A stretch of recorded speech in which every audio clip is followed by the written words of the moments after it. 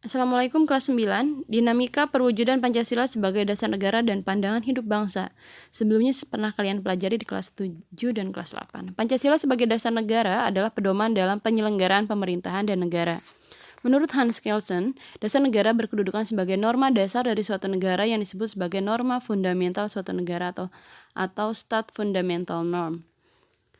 Selanjutnya, Hans Kelsen memiliki seorang murid yaitu Han Nevesky. Waktu kelas 8 pernah dipelajari bahwa norma hukum suatu negara itu berjenjang atau bertingkat, mulai dari stat fundamental norm yang paling tinggi, kemudian terakhir adalah aturan pelaksana atau otonomi di paling bawah. Fungsi Pancasila sebagai dasar negara yaitu sumber segala sumber hukum. Suasana kebatinan UUD 45, cita-cita hukum dasar negara, norma penyelenggaraan pemerintahan untuk mencapai cita-cita moral bangsa yang luhur, serta sumber semangat UUD 45. Pancasila sebagai pandangan hidup bangsa. Fungsi dan peran Pancasila sebagai pandangan hidup bangsa adalah jiwa bangsa Indonesia, kepribadian bangsa Indonesia, sumber dari segala sumber hukum, perjanjian luhur bangsa, cita-cita dan tujuan bangsa, filsafat hidup yang mempersatukan bangsa. Cita-cita bangsa ada di paragraf kedua UUD 45, pembukaan, dan tujuan bangsa ada di paragraf keempat, pembukaan UUD 45. Nilai yang terkandung dalam Pancasila ada 3 asas yang kita kenal sebagai triprakara, asas kebudayaan, asas religius, dan asas kenegaraan.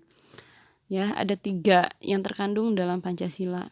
Kemudian sebagai dasar negara yaitu dasar pengatur penyelenggaraan pemerintahan negara. Kemudian sebagai pandangan hidup bangsa yaitu petunjuk atau pedoman dalam kehidupan bermasyarakat, berbangsa dan bernegara yang meliputi berbagai bidang kehidupan. Artinya dalam bermasyarakat kita harus patuh pada Pancasila. Nilai yang terkandung dalam Pancasila yang pertama pada sila pertama yaitu nilai keagamaan, sila kedua nilai kemanusiaan, sila ketiga nilai persatuan dan berbangsa dan bernegara, sila keempat nilai kerakyatan atau demokrasi, dan sila kelima adalah nilai keadilan sosial.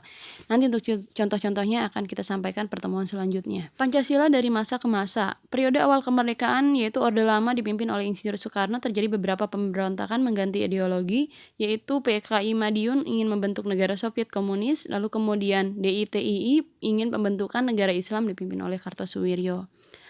Selanjutnya, pada Orde Lama juga terjadi Dekret Presiden 1959 yaitu isinya membubarkan Badan Konstituante, menetapkan berlakunya kembali UUD 45 sehingga UUD S 1955 tidak berlaku lagi, dan pembentukan MPRS dan DPAS.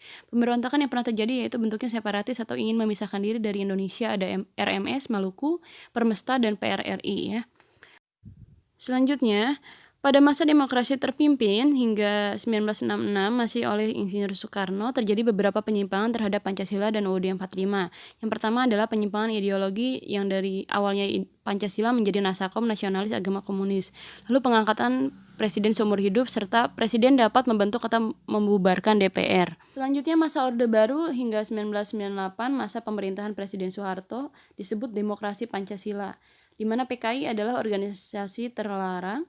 Terdapat 3 partai pemilu, kemudian terbatasnya kebebasan pers dan berpendapat. Masa Orde Baru berakhir dengan adanya masa reformasi di mana Presiden Soeharto dituntut untuk turun dari jabatannya.